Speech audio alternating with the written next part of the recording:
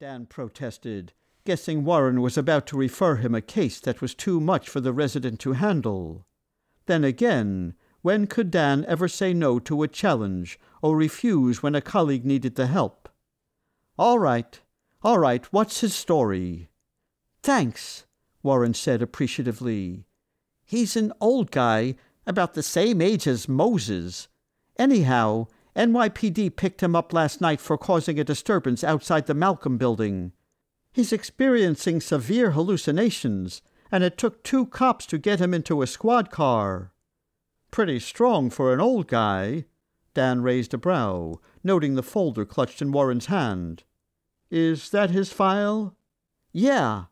Warren nodded and handed it over. "We tested him for chemical abuse, and the only thing of note was the amount of nicotine in his system. The guy should have lung cancer by now, but instead he's in fairly good shape for someone that age." "What about any neurological abnormalities?"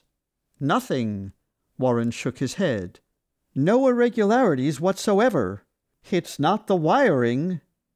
Dan gave him a look. "That a professional opinion, doctor?" "I mean, he has all the symptoms of schizophrenia," Warren explained, a little flustered.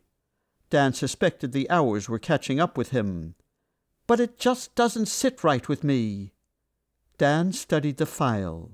He could not deny there were gaps preventing them from making an accurate diagnosis at this point. The patient had come in with no identification whatsoever, so there was no way to access any previous medical history.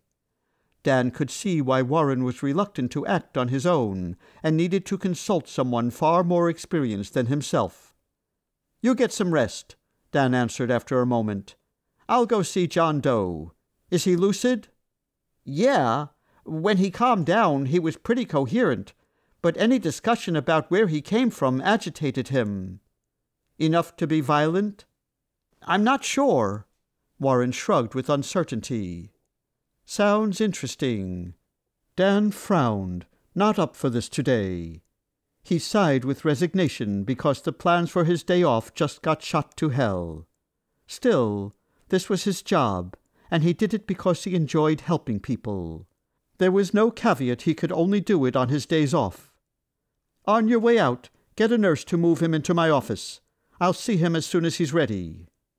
A short time later, Dan stared across the floor at the man designated John Doe. Now that they were face to face, Dan estimated John was in his late 60s, with a scraggly pepper-colored beard. He appeared to have lived rough, with gaunt cheeks and too many lines across his face. His blue-green eyes seemed a little dazed, but Dan expected this after the dose of Thorazine administered the night before. Enough time had passed for the full brunt of the drug's effects to wane, so Dan could evaluate his patient and get further information. His previous violent behavior warranted an orderly being posted outside Dan's door, just in case John acted out. Doctor and patient stared at each other for a few minutes, as if a mutual assessment were being conducted. Dan sat in his chair with a notepad in his hand, watching the man react to being observed. He tried to picture this old man causing a commotion outside the Malcolm building, and could not deny being skeptical that he would try to harm anyone.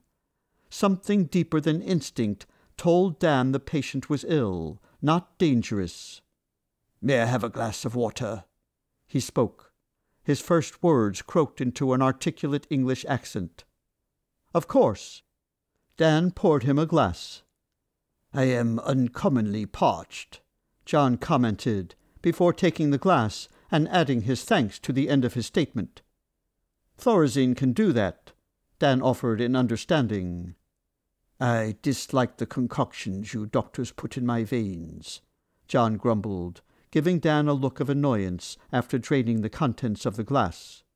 "You were dangerous," Dan explained, not about to apologize for anything.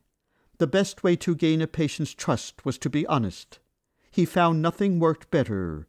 No psychiatric buzzwords or patronizing tones of empathy. Just plain sincerity. "We had to give you something to calm you down."